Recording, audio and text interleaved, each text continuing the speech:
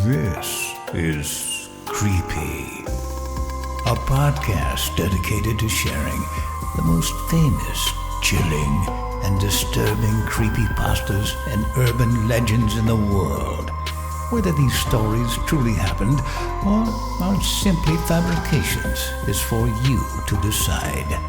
These stories may contain graphic depictions of violence and explicit language.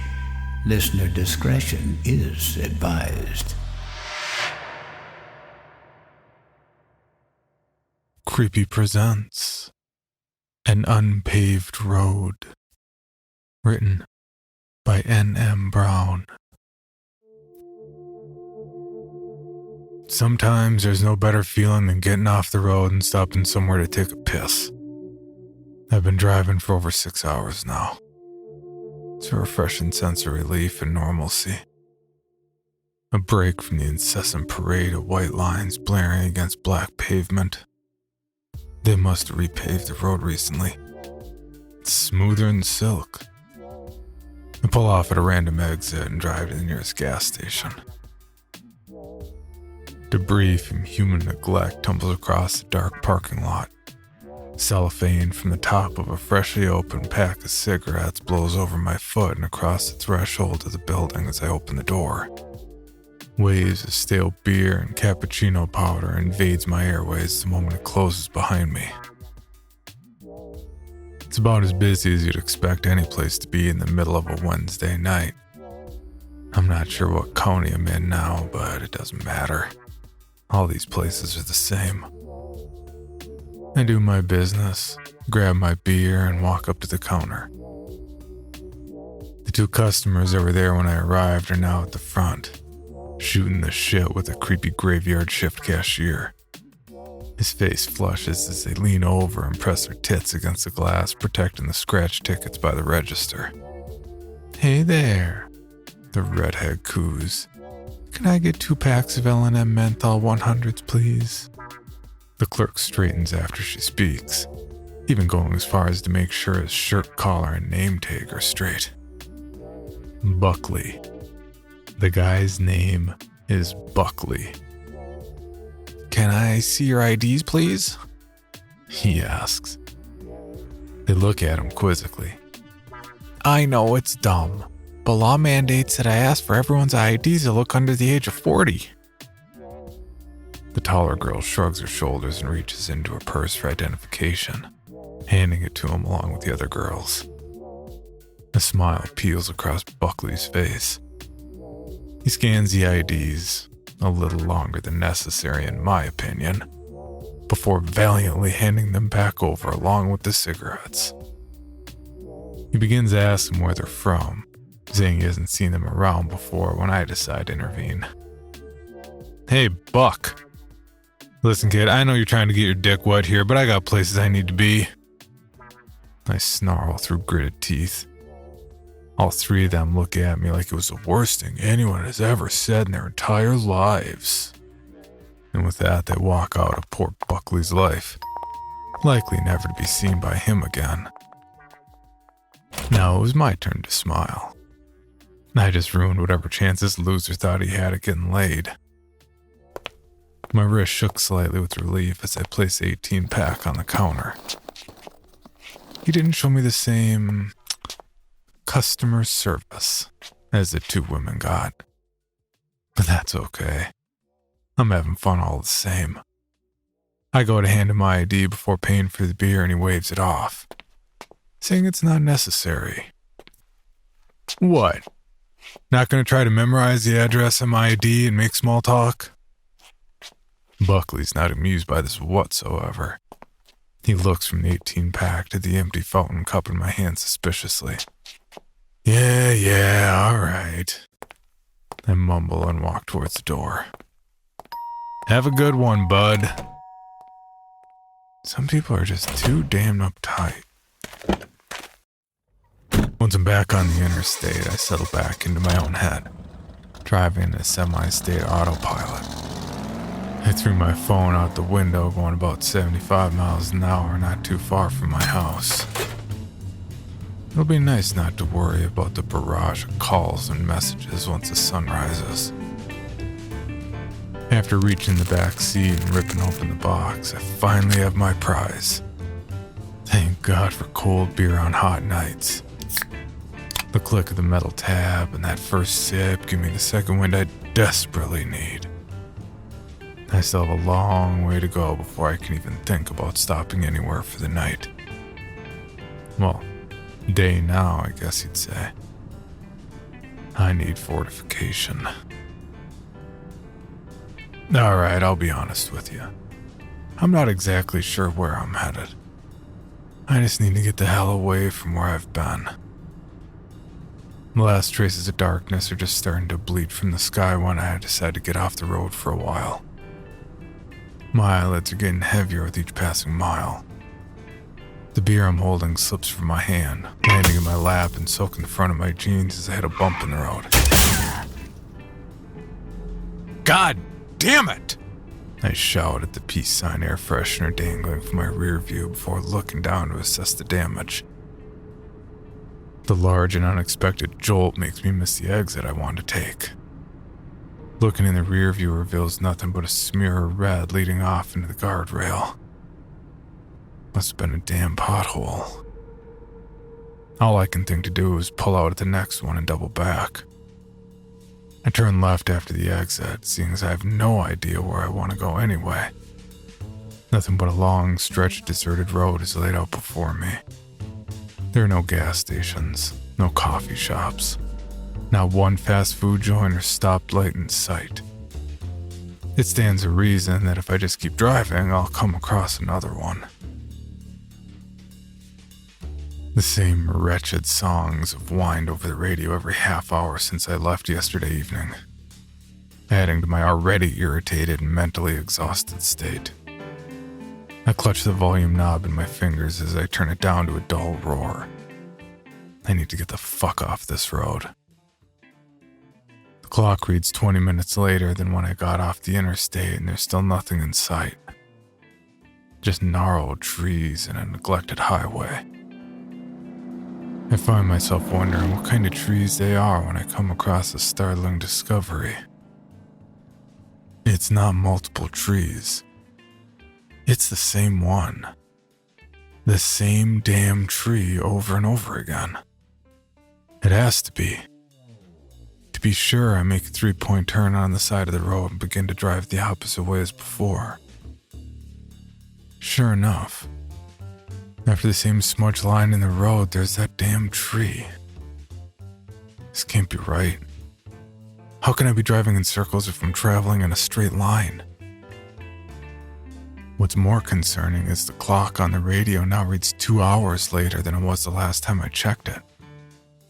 I'll admit in some ways it feels like I've been driving forever, but I know I haven't been on the road for 2.5 hours. If I could pull over and get out my phone, I could have used GPS to see how far away from civilization I am. Christ. Nah, I guess I shouldn't complain. It just feels so damn eerie. The sky hasn't even gotten any lighter either. And the sun should definitely have risen by now. If I hadn't had those drinks, I'd be living panic attack right now. As it is, I'm not too far off. My mind reaches the precipice of madness when I see in the distance I can finally see an off-road. It's not an interstate exit, but maybe it'll lead to someone who can tell me where one is. The road turns into a narrow dirt road after about half a mile. I have no idea where this will lead to, but I'm pretty sure I've just wasted my own time. Good thing I have a sickening abundance of it. It narrows the longer I drive on it, making it nearly impossible to turn around. After a few more miles, I start to hear music and children's laughter from outside my window. Only it sounds closer, almost like it's coming from the car radio. But it's on the same shitty music channel and the volume's not even turned up. I quickly scan the floorboards in my passenger seat. I've only had 5 beers. It's not enough to make me experience hallucinations. Further down, the dirt path reveals a brightly lit area. There are cages with animals, tents, food, even amusement-style rides. What the fuck is this? You'd think they'd have signs or a billboard or something advertising it. How are they supposed to get any business if no one knows they're here? Also, why would something like this even be open this early in the morning anyway? My heart drops to my gut when a parking attendant's white glove knocks loudly on my window. It's hard to look him in the eyes from the driver's seat. At first, all I see is a dirty clown suit, with button pom-poms larger than my fist. Some people are scared of snakes, others of insects. But there isn't anything on this earth more alarming to me than a clown. The fact that it's just a grown man like me in a suit and makeup makes it all the more frightening. The attendant leans down to reveal a row of broken brown teeth and slaps a green sticker on the silver hood of my car. Park right over there. No charge. Hang on. I interrupted, narrowly avoiding his eyes. I'm just looking for the next exit. I got turned around back there. I have no idea where I am. I'm sure this is nice and all, but I really should be getting back on the road. He leans further into the car in response. His breath smells like rotten meat and cotton candy. I said, park over there. He sneers at me before turning around and disappearing through a cloud of fellow attendants' cigarette smoke. The tone he uses borders on aggressive, threatening even. But even if the clown wasn't helpful, that doesn't mean someone inside wouldn't tell me what I needed to know. What's the alternative, though? To go back onto that black void of pavement for God knows how long? Swirls of dust assault my face the moment I open the car door. This wasn't like any carnival I'd ever seen. Instead of the funnel cake and popcorn smell that usually greeted you at the entrance, the air was replaced by an acrid smell, like boiled, rotted meat. Sounds of a warped calliope and accordion sang forebodingly in the stale breeze. Carnival workers wearing what looked like butcher's aprons jeered from behind their registers. A sign above a food cart closest to me read, "Fried hearts, livers, and tongues." Something about the way the employees looked made me feel like whatever parts they were frying definitely didn't belong to an animal. A dirty tent looms to the left of me, labeled The Tainted. I make quick work of making my way through the flaps at the entrance, if nothing else to avoid the dust and head-pounding smells outside. The first platform inside reveals the silhouette of a young woman, but her frame looks bent and broken. There are jagged edges where smooth skin should be. Maybe she was wearing a special suit? All moisture evaporates from my mouth as I try to choose between disgust and fear. A placard over the area she's in reads, "The Invisible Girl." Invisible? I'm looking right at her. You mean you can see her? A man's voice asks from a nearby room. Yes, of course, I reply confusedly. How convenient. You only choose what you want to see, Paul. It's wonderful you see her now. But where were you when she needed you the most? I shake it off and walk to the next area, my mind moving slow like a dream. This booth shows a silhouette that obviously belongs to a child. The sign above her entrance is eerily blank. Her body's smoother than the young woman's, but her skull is grotesquely misshapen. She starts to sway back and forth in rhythm and flail her arms in a silent tune, like she's trying to dance but doesn't quite remember how. A gentle tug on my arm brings my attention back to the hallway. Before me stands a girl of about 16. The mangled mess that should have been her body shows me that she definitely isn't wearing a suit. My heart races as she silently leads me to the back area of the tent. A placard above the first booth reads, "Robert Peter, the Child Eater." The man was enormous in stature, with hands bigger than catcher's mitts. He wore a disgusting bib, marred to the point of stiffness with red blood and glitter flakes. Various discarded children's items and strands of blonde hair surround the floor of his cage. He storms the cage the moment he sees me, but I recoil in disgust involuntarily. What? He smiles through bloody teeth. You think you're so much better? Everyone's here for a reason, but... He tries to lunge an arm at me through the bars, only to get caught at the wrist. Luckily for me, his arm isn't small enough to reach. I walk briskly to the next one, afraid that if I look back, I'd shit myself. Sally Razorhands is a girl sitting alone in the corner of her cage with her hands jammed under her arms.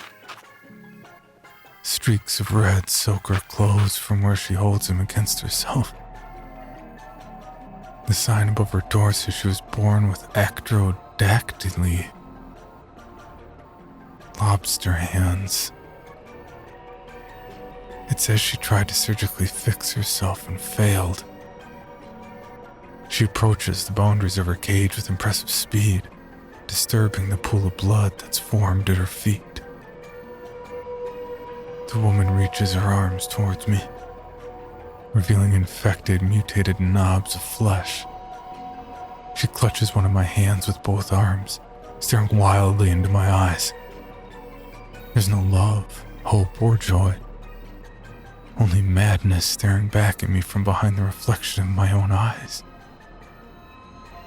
The instant her flesh came into contact with mine, it was flooded with sensation. I could experience another place. A shadow of a different world laid mere inches over top of reality.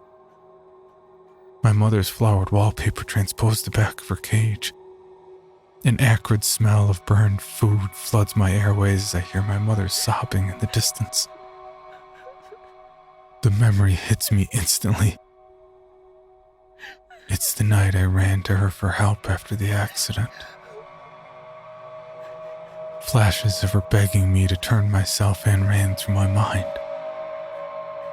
Shaking my head to release my nightmare, I look back into Sally's eyes. However, they aren't hers anymore, but my mother's.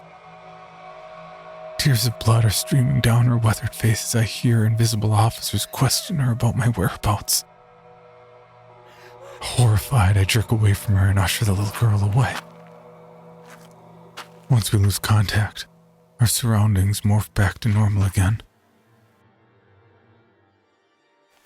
The last booth is mostly empty. A few bare hubcaps and a bent steering wheel lay inside. The sign above the door is blank, but smeared with gore and bloodied strands of blonde hair. Apprehension and dread in my heart weigh me down, like I'm walking through wet sand with lead shoes. What happened to the person who's normally in here? I asked the little girl. She holds a stiffened finger to her split lips in a shh, and gestures for me to move forward. She continues to lead me back towards the front of the tent, returning to the figures of shadows. The figures in the booth next to hers was now still, standing towards the edge of the curtain around her booth while gazing out at us. My blood chills to see that the sign above her isn't blank anymore. Now it holds a name that I've seen in newspapers, on television, along with the description of my own vehicle, and I'd imagine on a death certificate. but it's a name that belongs to a face that I see every time I close my eyes at night. A name that makes me continue to throw back those cold beers. Hannah Martin. Hannah took her last breath under the weight of her Toyota Camry's front column nearly 6 months ago. She was 6 years old, just entering the first grade. I'd sideswiped her family's car trying to pass on a narrow road on my way home from work one night. My driver's side hit the back passenger side of their car. The little girl in the back's head whipped violently before the car flipped. She either wasn't wearing a seatbelt or failed. I was able to drive away from the scene and, well, they weren't. In more than one sense, unfortunately. Again, I know what you're thinking, but I barely had anything to drink that night. As I said, I was just getting off work. Hannah rips through the curtain and stumbles towards me, whistling the tune that was playing on my radio as I hit her car through a bloody gash in her neck. Each time she rises an octave, spurts of blood and cartilage fly from her throat, covering my face. She reaches her hand out, to which the teenage girl graciously accepts. Laughter begins to resonate throughout the tent. The sound terrifies me, but seems to delight all the other occupants. The two girls before me, both joined sets of hands, begin to skip in a circle as the laughter warps and slows to a sinister tempo. The lights flicker, and when they come back on again, I find myself in a seemingly empty tent. Only it's not. All the residents of the Oddities tent are now gathered at the front entrance and beginning to advance towards me. I turn on my heel and run as fast as I can manage. The tent becomes overwhelmingly hot the further I travel into it. I continue running forward until I reach the last booth. This one sign is no longer empty. It now reads a name. Paul Edward Brown. My name. The exit leads to a smaller area than what I entered from, similar to an open field. Rotted creatures hang from hooks as prizes at the game booths. Horned beings shouted vile things at me using the voices of ones that I love. The end of the game area reveals a line of fetid corpses is formed, leading to something I can't see. I walk past the line, right to the front. It's a take a swing at a car line. An all too familiar vehicle sits in the middle of the lot. A silver sedan, green sticker on the hood, a peace sign, air freshener. Only now there's fresh blood smeared across the dent in my bumper that I didn't notice before. No. I refuse to believe this. There's no reason whatsoever for a teenage kid to be wandering the interstate. Would I was a deer or a bear? No way I would have missed a girl on the road. Through the spider webbing of cracks, I see empty beer cans litter the floorboards of the passenger seat.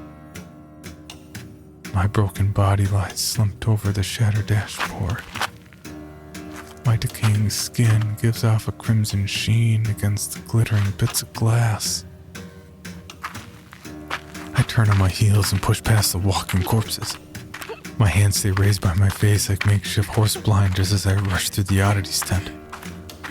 The laughter from earlier was now at a deafening volume, tempting me to abandon my eyes in order to protect my ears. I don't, though. A handful of painted faces sneer at me with wild eyes as I search for my car, half expecting not to find it.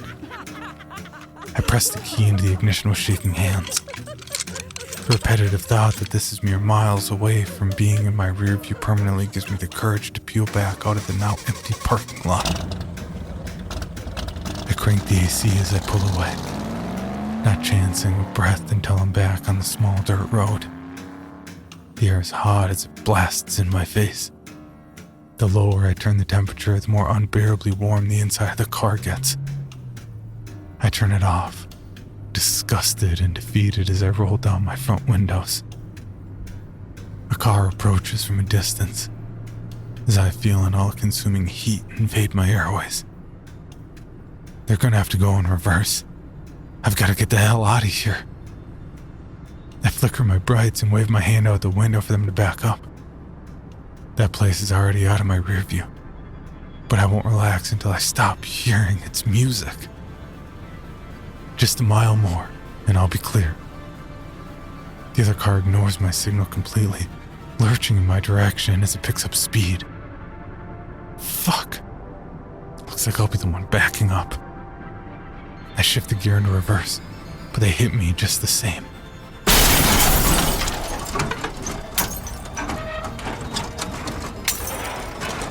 Feeling my own car flip is disorienting. It's also fast-paced but slowed down at the same time. My head ricochets off the steering wheel in its descent to my windshield, stopping by my seatbelt. I regain consciousness in my car, thankfully right side up. I barely have time to check my surroundings or injuries before rotted bodies hurl hammers at the hood and side doors of my car. And it stayed like that. Every time I try to leave, a piece of me burns away each time I try to leave the parking lot, even on foot. If I attempt much more, I'll look just like the undead souls that bash my car.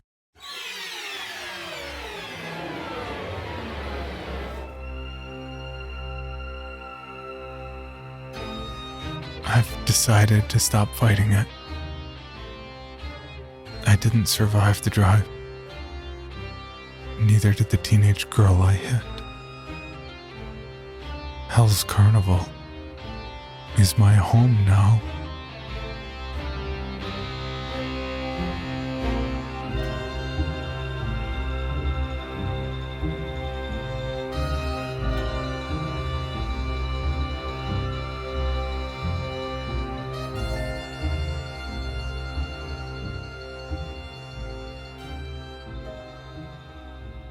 For more information, including pictures and videos of the stories told on this podcast, or to suggest stories for future episodes, please visit us at CreepyPod on Twitter, Instagram, and Facebook, or email us at creepypod@gmail.com. All stories told on this podcast can be found at creepypastawikia.com and are protected by a Creative Commons license.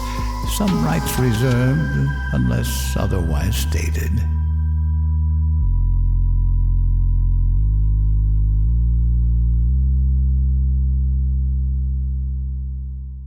The Bloody Disgusting Podcast Network, home of horror queers, genre commentary from the LGBTQ perspective, SCP archives, The Boo Crew.